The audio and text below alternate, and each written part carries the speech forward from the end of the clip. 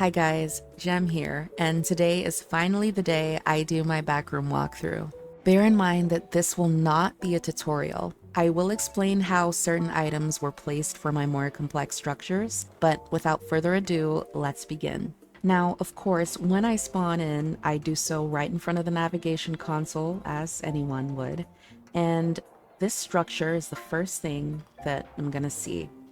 Now, it is essentially supposed to be an island counter with a pillar that goes all the way up to the ceiling.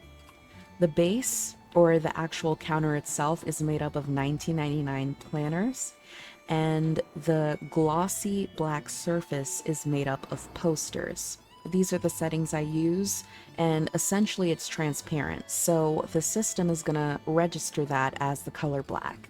The pillar was made of 1999 dining tables, and I've taken these tables and turned the legs inward, and I've just made this prismatic structure going all the way up.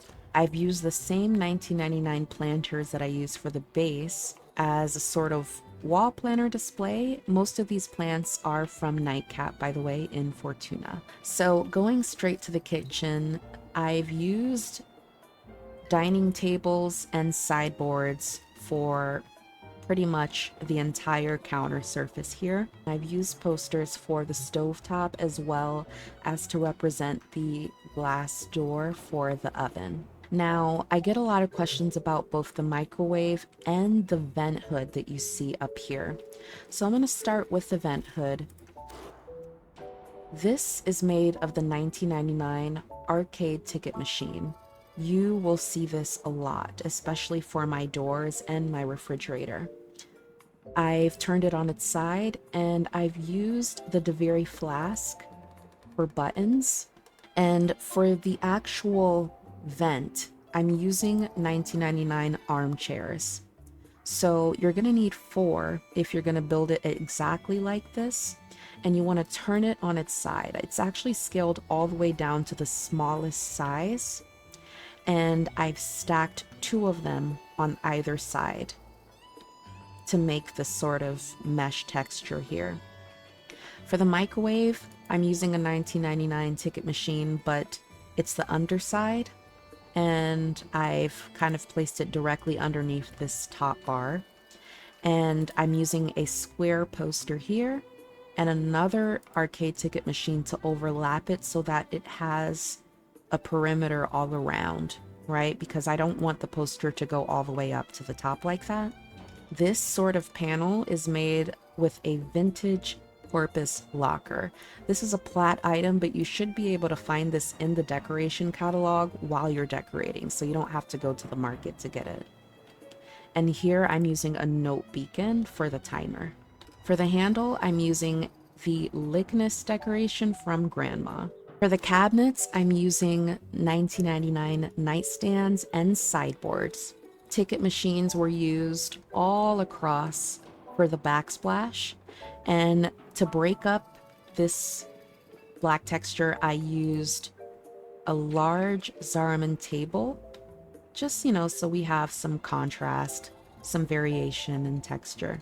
And for the refrigerator, I'm using arcade ticket machines and trotty wall sconces for the handles, and dining tables placed around the perimeter of it. The door is also using 1999 arcade ticket machines, and I've used sideboards to surround it and sideboards for the steps. Now, for the actual doorknob, I've decided to go with something circular, and this is actually the Entrati Candelabra from Bird 3. I get a lot of questions as well about the bed. Now, the white cushiony part you see here is actually made of flossy sawgoff fleece. So I've used 150. It's a 15 by 10, and that in total is 750 capacity. So bear in mind that is going to use so much of your capacity.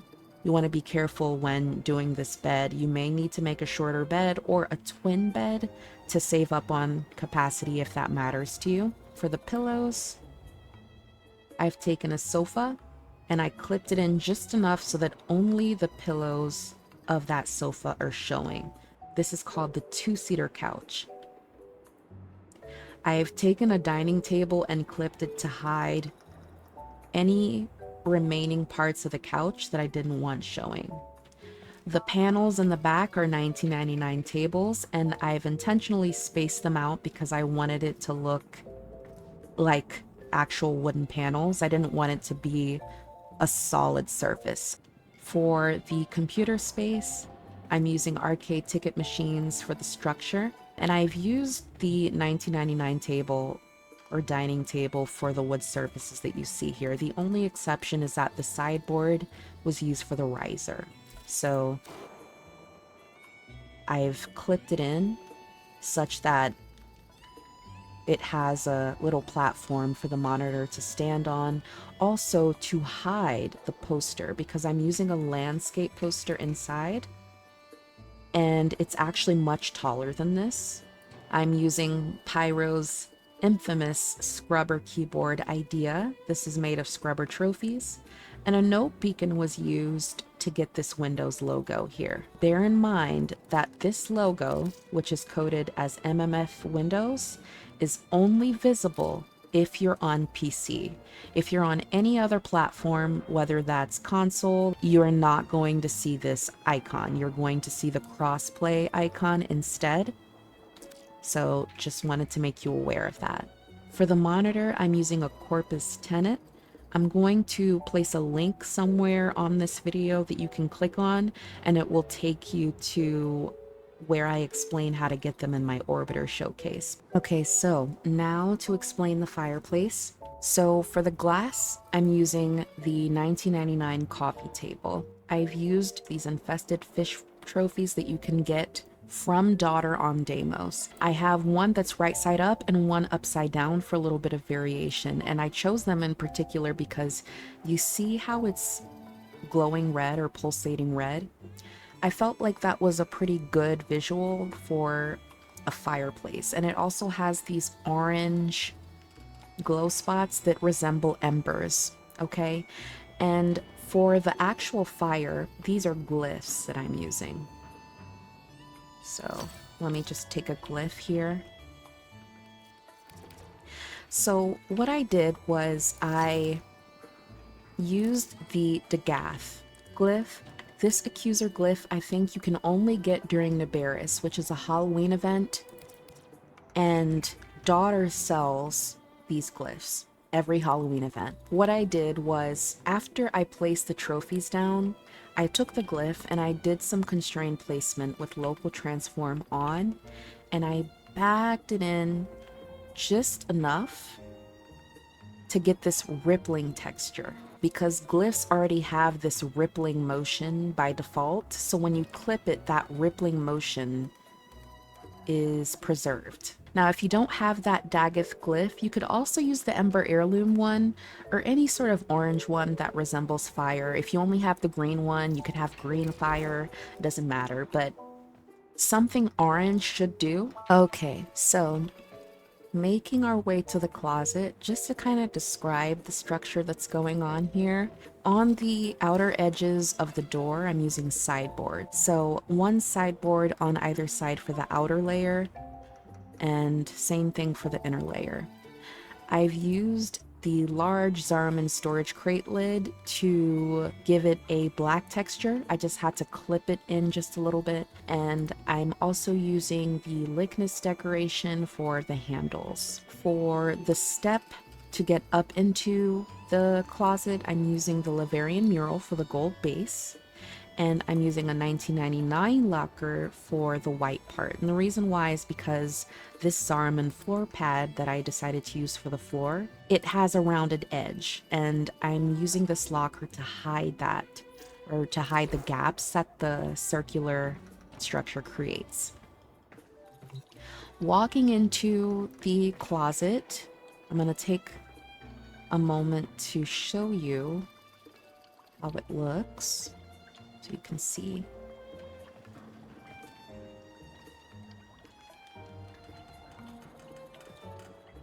For the wooden paneling on the inside, I'm using the dining tables, $19.99, okay? For the back, I'm using arcade ticket machines all across for this, like, hexagonal shape here. For the mirror, I'm using the Zariman storage crate lid, the small one. This is the regular one, not the large one. And I've placed posters inside. So I'm using the panoramic display, and you'll need 2 of them to fill in this lid. And I just positioned them with constrained placement so that it fits inside. I usually like to use dark neutral tones like black or gray for my mirrors. If it really is interesting for you, I chose this image, and these are my settings. And the settings are the same for either side. You just need to do your positioning. So off to the left side from where I'm standing, I'm using the small 1999 planter to make framing around the items that I've mounted on this wall. The equipment case that you see here is from Flair's items that they sell, including this case. And I basically placed the planter first. I clipped it inside of this table wall that I've got going on here. And then I placed a glyph decoration as well as the drawer, just to kind of make it clean and neat. So that's what I've got going for the closet. No issues using this, by the way. Everything works perfectly fine. No weird clipping. Actually looks pretty cool. You know, like The Sims. But I just wanted to have a different backdrop. Now let's go ahead and go downstairs. Okay, so now here we are on the first floor. I get the most questions about my entire backroom build for this particular section of the backroom. I will go over the more complex structures here, including the bar. And if you have any questions about certain items that you see as I'm doing so, just drop them down below and I will answer them as soon as I can. All right, so I'm gonna let you see the structure, especially for the ceiling.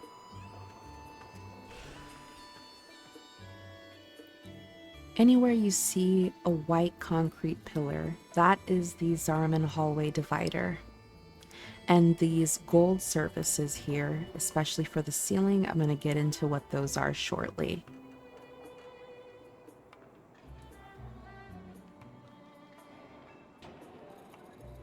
Any of the gold trim that you see is the Entrati wall sconce from Bird 3.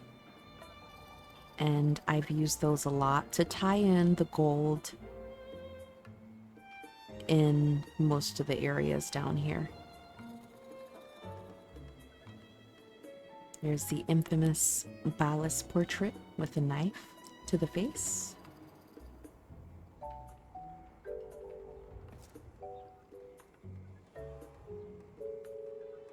And that's the gist of it. Okay, so starting with the door, the flat wood surface that you see here is composed entirely of 1999 dining tables. In fact, all of the wood that you see on this side is made up of 1999 dining tables. For the door, I'm using the ticket machines for the black surface, and then I've surrounded it with Entrati wall sconces for that gold trim. I also use the wall sconce for the door handle, but for the lock hardware, I'm using the DeViri flask. For the Atomocycle, I'm using the gas cylinder storage for the garage door. I've turned it on its side because obviously the pattern is horizontal. I've used lockers to surround that. Okay, so now for the most asked about section of the downstairs, I'm going to explain a bit of the bar. So I'm getting into decoration mode so that we can see what's going on behind the scenes. This gold smooth surface that I'm using for the floor is the Zariman plinth. This is 4,000 standing from Zariman, and you can turn them upside down so that only the smooth part is showing, right? Because the top has this sort of protrusion, and what we want is that flat surface. So you can line them up like this, And there shouldn't be any red zones. This is actually directly above the original dining table that the back room has. And as long as you're building behind the market console, right? So behind this sort of market screen here, you shouldn't hit any red zones. You should be fine. So I've turned them upside down for this flat surface. And because they are round in shape, I'm using the 1999 lockers to trim it so that the edges are clean and straight. I've also used them for the ceiling of the bar. Now for the back, I'm using a different plinth. I'm using the Zariman statue plinth. This one is flat, it doesn't have the protrusion, and it has this sort of wear and tear texture. For the vertical slats, I'm using the Entrati wall sconce. For the ceiling fixture or light fixture here, I'm using 1999 planters. And the lights themselves, that is made up of the posters, the same posters that I'm using for my counters and such upstairs, I'm using here. Now, for this soft yellow color, I'm using a very particular image. I'm using the Albrecht's Notes image. It's the one with the diagram of the necromech, and I have it on this burn filter. These are my settings. Dining tables were used to surround the perimeter for the sides, as well as to add some wood accents here. I used 1999 planters for the bar table and posters for the glossy surface. Now we're going to get into the LED lights. These light strips on the top and bottom, as well as the window. These are all made using the same decoration item, and that is the note beacon. And in order to get this code, you're going to use line separator. And that gives you an LED bar, very thin line. For this large square of light, also using a note beacon, the code for that is called Omega. And I have it scaled all the way up. And you can make it any color you want. Okay? So that's the bar. Alright, now I'm going to take you to the bathroom. Before I get started, I'll do a pan around so you can get a good look at everything.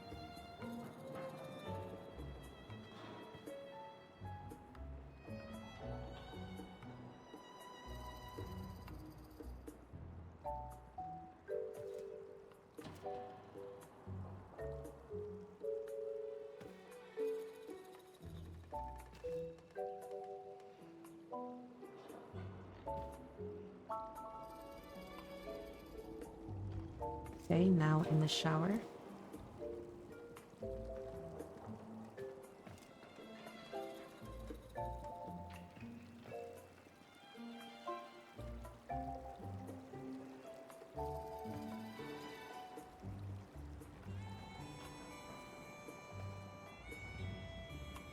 Sorry for the camera glitching. It's so small in here, so the camera doesn't have a lot of space to move. Okay, so I'm going to start with the shower. I'm using ticket machines for the floor, as well as for this back panel here. I used a dining table for the wooden accent wall that you see, and an Entrati wall sconce for the towel handle. The ceiling is made of the large storage crate lid, the Zariman one. And the actual shower, I used a crate for. Just need to grab it out. Yeah, so you can see I've used this crate because it has a shower shape. And there's a handle inside too, which I thought was fitting for a shower.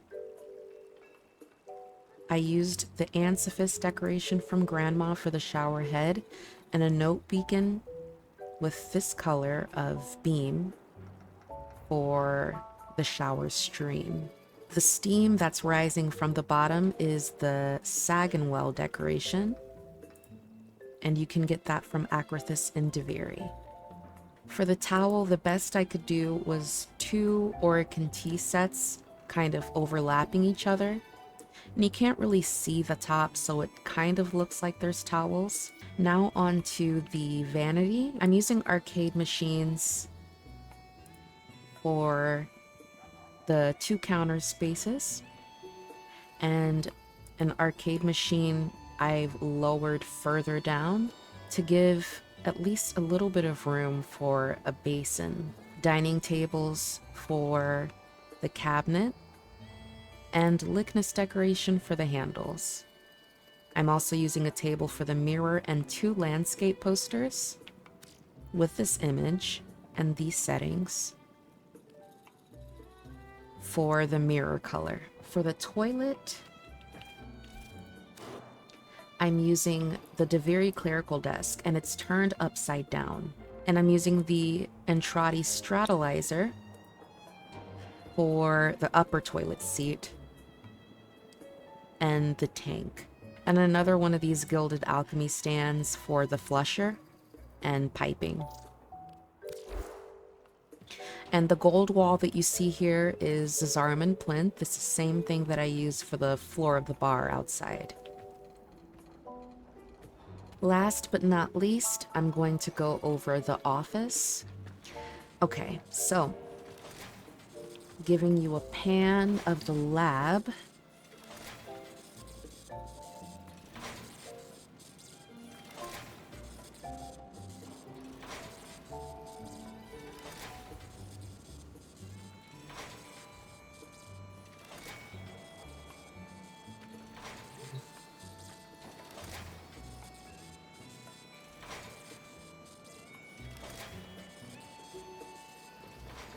That's pretty much the lab there. And now to get started. So, I get a lot of questions about the color inside of the Foundry, as well as the terrarium. So I'll start with those. For the color inside of the Foundry, I'm using a note beacon. As you can see, I've hidden it inside here.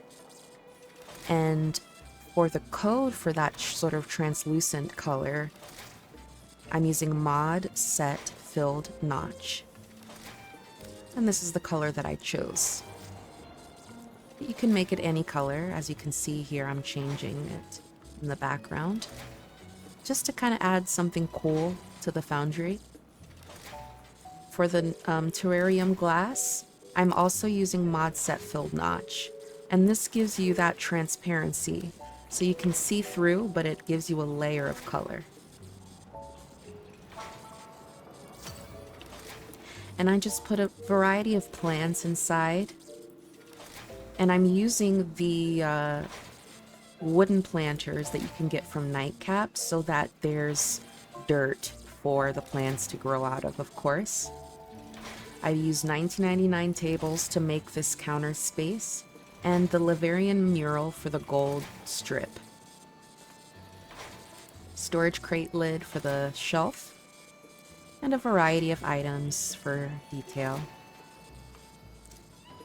There is a table inside here for the glass, the Deviri repast table, and I've used Zariman lockers to build a surface around. I used a 1999 locker and I made my own light bulb. I used this Vaso Noggle here, so if you haven't heard of Vaso, it is a Noggle statue that only Barrow sells, and it's one of the very few decorations that emit light, like you see here. I'm using the generator light as well as the gilded plinth. This is from Leon, and the generator light is from Zariman. So it looks like I have one light bulb that's on and active and it's flickering, and then here I just left the gilded plinth without a bulb inside, so it just looks like it's missing a bulb. I also get some questions about the laptop. Let me move out of the way here. So for the laptop, I'm using Zarman lunch tray for the body. It's small enough so that I can make a sort of rotated backing or screen. And then I have one flat for the bottom of the laptop. I used another one slightly smaller just so that there's like some variation. And for the actual screen itself, I'm using the family portrait. And there are note beacons for both the LED keyboard and the rotating symbol here. So for the rotating symbol, I don't know if you can see it, but there's a note beacon hiding inside here so we can get that logo on the screen. And it's turned like this. And the code is in progress. This is what gives you this spinning animated icon, and this does work across all platforms. So the keyboard was a little tricky because I didn't want the beacon to be visible. So it's actually hiding inside of the safe. So you notice here when I hover it says note beacon. That's because it's inside here. And I just put a bunch of colons. You will need to tinker around with it if you're gonna hide it the way that I did. And I guess the last thing that I'm gonna cover is the electrical. Now, it's nothing fancy, right? This is not a Mad Divos style electrical panel, but I'm just using the circuits decoration because it has these sort of openings, and I've just stacked them this way and used one of the Luxem ornaments from Borrow and 2 DeVry flasks, so it looks like there's some buttons or knobs. And for the backing, I'm using the Solaris Supplies decoration that you get from Ticker. And because wires come out from the Foundry, I didn't want them to just go inside of the table. I wanted it to kind of make a little bit of sense. So I used the bottoms of noggles, so it looks like the wires are feeding into something as opposed to just going straight through. Other than that, you guys, it has been a pleasure doing this backroom walkthrough, and I am prepared to answer any questions you may have. Love you guys, and see you in the next video. Bye.